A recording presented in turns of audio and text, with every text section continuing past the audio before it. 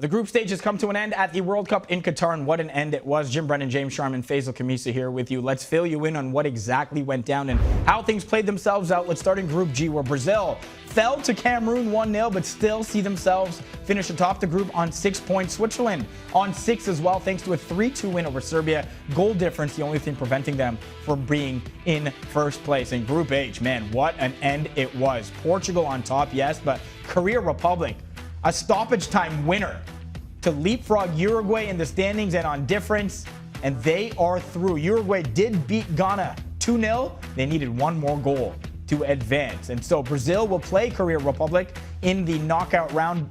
Portugal and Switzerland will meet as well.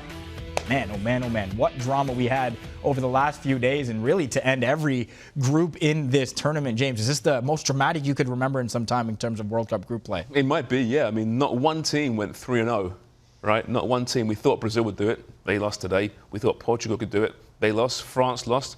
We saw Spain lose. These big, giant teams losing games at the World Cup, it's just incredible. I think the world's getting bigger. The gap's slowly closing.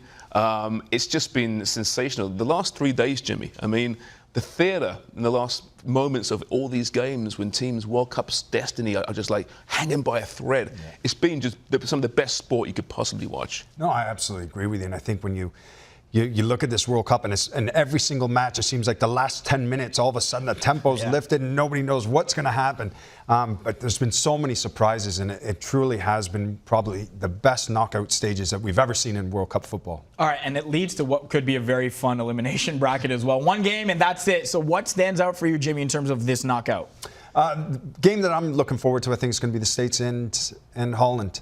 I think when we watched the Americans in qualifying, they didn't perform as well as they could have. There was a lot of people talking about this team not being as good as they are. And now they've come to the World Cup. They've got to the next round, and I think this could be a game that they can win, and I fancy them. What do you think, James? Morocco-Spain just screams to me as a big, big tilt. I think Morocco's a real emerging force on the world scene. And as Canadians, we saw them firsthand, how good they were, how energetic they are, how technically skilled they are, how aggressive they can be against a Spain team who started off the World Cup brilliantly, of course, and that 7-0 win against Costa Rica, but then really slowed down.